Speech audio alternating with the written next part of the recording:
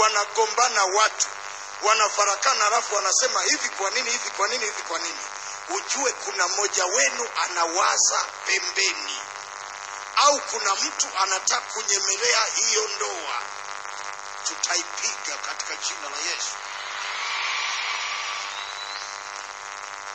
Ukiona kuna mtu anasema hawa sio watoto wangu, watafute baba yao, muongo. Kuna mtu yuko anafuatilia. Watu wa namna hii ni kuwapiga katika jina la Yesu. Hizi ni roho mbaya na ni roho chafu ambazo watoto umewazaa mwenyewe, ni wa kwako. Leo na kesho unaanza kusema sio wangu. Kwa sababu gani? Kama si una agenda ya shetani.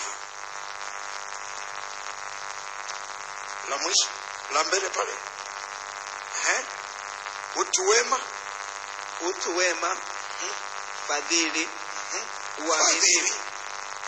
uaminifu, upole, kiasi, nidhamu kwenye mambo fulani, kwenye maisha ya kila siku. Hii tunda la Roho linatoka kwenye watu ambao wamebatizwa. Unanishangaa? Niangalie vizuri. Nimesema tunda la Roho linatoka kwa watu waliobatizwa. Unanishangaa? Wamebatizwaje? Wamebatizwa kwa neno wanalolisikia. Sizungumzii maji, nazungumzia waliobatizwa kwa neno. Alafu katika Yohana, katika Mathayo 3 mstari wa 11 hadi 12 anasema yeye atakapokuja atawabatiza kwa Roho. Hiyo Roho ili izae upendo, furaha, amani, kila kitu unachokitaka. Mathayo 3:11. Kweli mimi nawabatiza kwa maji kwa ajili ya toba, bali yeye ajaye nyuma yangu ana nguvu kuliko mimi, wala sistahili hata kuvichukua viatu vyake. Yeye atawabatiza kwa Roho Mtakatifu na kwa moto. Roho Mtakatifu na kwa moto. Kwa Roho Mtakatifu na kwa, sema kwa sauti, kwa Roho Mtakatifu na kwa moto. Sema kwa sauti. Sema kwa sauti.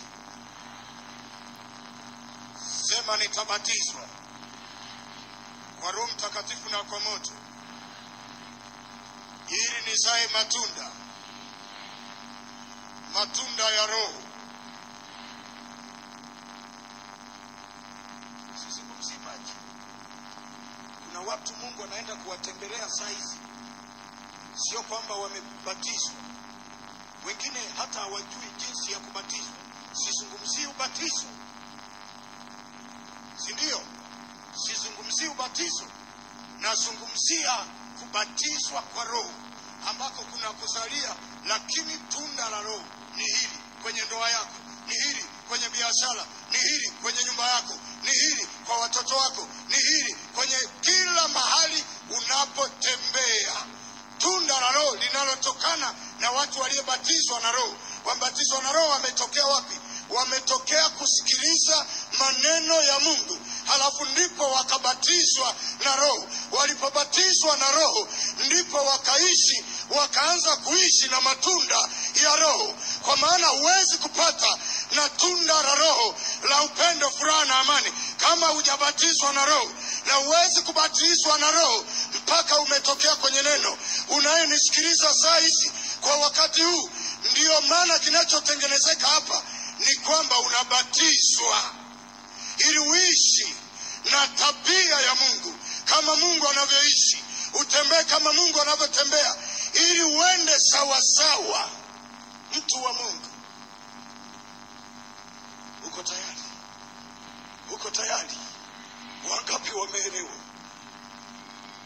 Wangapi wameelewa? Wangapi wameelewa jamani?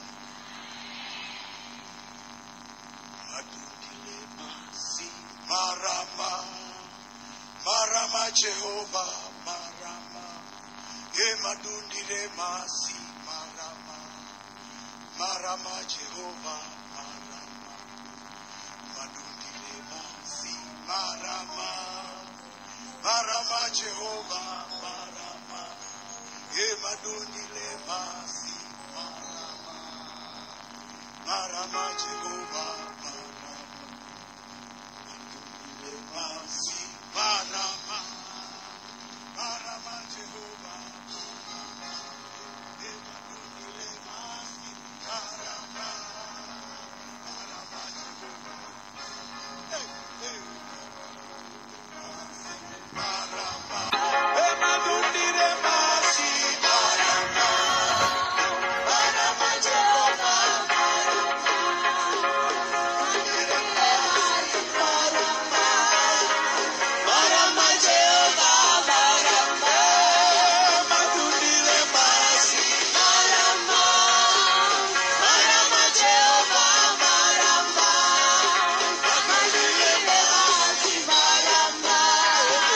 Marama Jehova marama. Madundile masi marama. Marama Jehova marama. Madundile masi marama. Marama Jehova marama. Madundile masi marama. Marama Jehova marama. Madundile masi marama. Marama Jehova. Maskini haupo, magonjwa hayapo, mateso hayapo, kwa sababu upendo wa Mungu umekaa ndani yako. Amen. Bwana Yesu apewe sifa. Ukienda katika kitabu cha Wimbo Ulio Bora, sura ya 8 ule mstari wa 6b, neno la Mungu linasema hivi: kwa maana upendo una nguvu kama mauti. Kwa maana upendo una nguvu kama mauti, na wivu ni mkali kama ahera. Mwako wake ni mwako wa moto, upendo huo, na miali yake ni miali yao.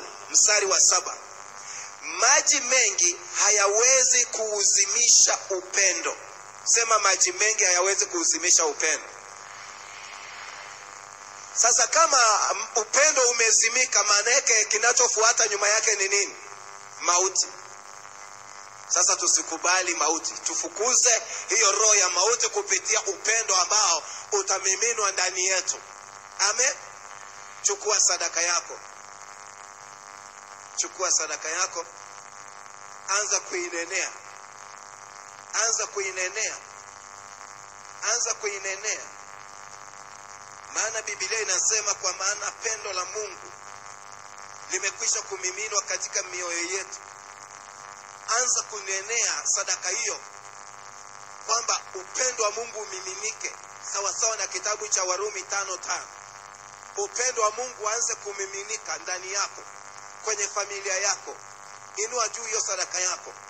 Warumi 5:5 inasema, na tumaini halitayarishi, kwa maana pendo la Mungu limekwisha kumiminwa katika mioyo yetu na Roho Mtakatifu tuliopewa sisi. Inua juu hiyo sadaka yako. Simama kwa miguu yako. Anza kutafakari. Anza kutafakari upendo wa Mungu ndani yako. Anza kutafakari upendo. Upendo, upendo. Upendo una nguvu kuliko maji mengi. Upendo una nguvu. Hata kama maji yanaweza yakaelekezwa kwako, kama hauwezi upendo ukazimwa.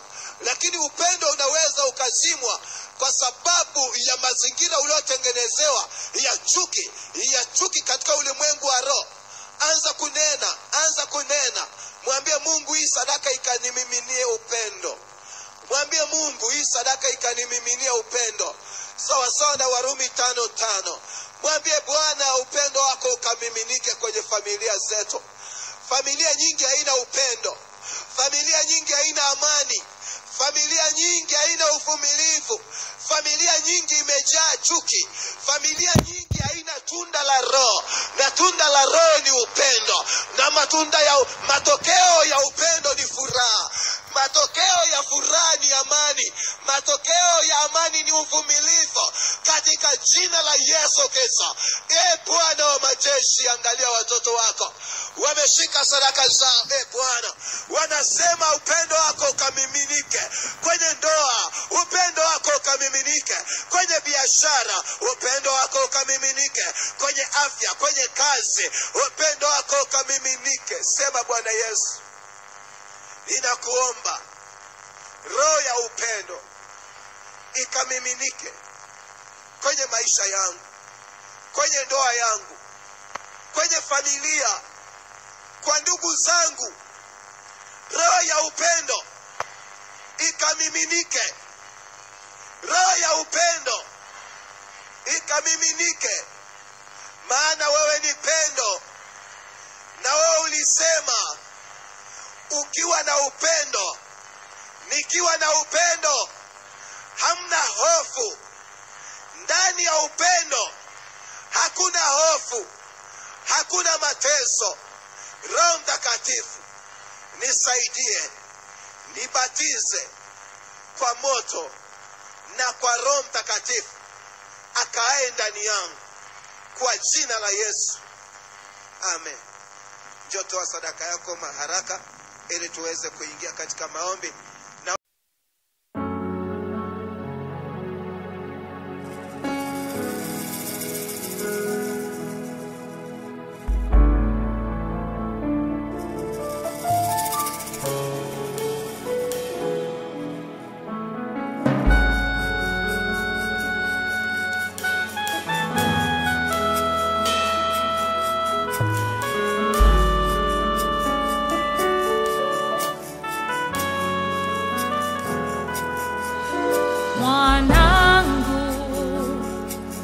Wanini walia, je, sio mimi niliyekufa kwa ajili yako? Je, sio mimi niliyekubali mateso yote ili wewe uwe huru? Je, sio kubali aibu msalabani, wewe usiaibike tena.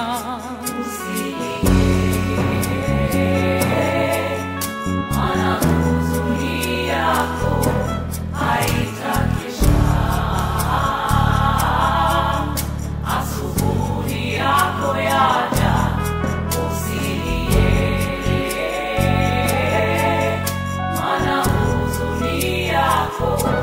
haita